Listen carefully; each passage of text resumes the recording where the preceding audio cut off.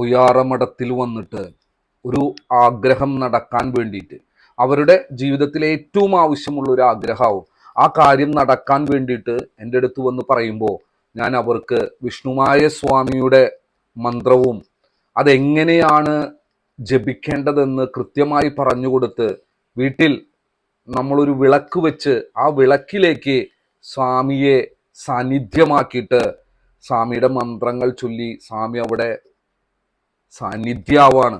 നമ്മൾ കാണുന്നില്ല എന്നുള്ളൂ, ആ ശക്തി അവിടെ സാന്നിധ്യാവാണ്. ആ സാന്നിധ്യമാവുന്ന, ആ പ്രത്യക്ഷപ്പെട്ടിരിക്കുന്ന ആ വലിയ ശക്തിയെ നമ്മൾ വിശ്വസിക്കുക, ആ ശക്തിയോട് നമ്മുടെ ആവശ്യം പറയുക, എന്നിട്ട് നമ്മൾ ഇറങ്ങിത്തിരിക്കുക നമ്മുടെ ആവശ്യത്തിന് വേണ്ടിയിട്ട്.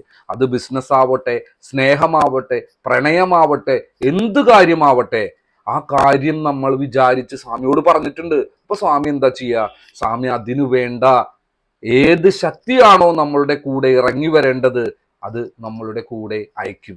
ആ ശക്തിയുമായിട്ടാണ് നമ്മൾ ആ സാഹചര്യങ്ങളിലേക്ക് പോകുന്നത്. അങ്ങനെ പോകുന്ന ഒരു വ്യക്തി അവിടെ നടക്കുന്നത് എന്താണോ, ഇനി നടക്കാൻ പോകുന്ന കാര്യങ്ങൾ എന്താണോ എന്ന് നമ്മൾ ചിന്തിക്കേണ്ട കാര്യമില്ല.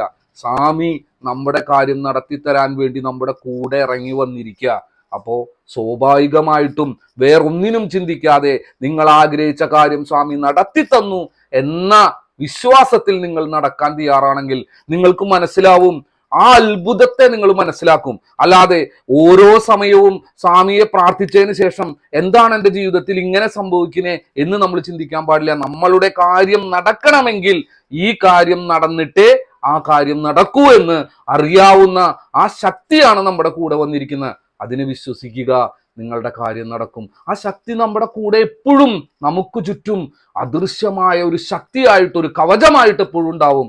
അത് നിങ്ങളുടെ ജീവിതത്തെ ഏറ്റവും സന്തോഷകരമായ ഒരു ജീവിതം തരുന്ന അദൃശ്യ ശക്തിയായിട്ട് കൂടെ ഉണ്ടാവും.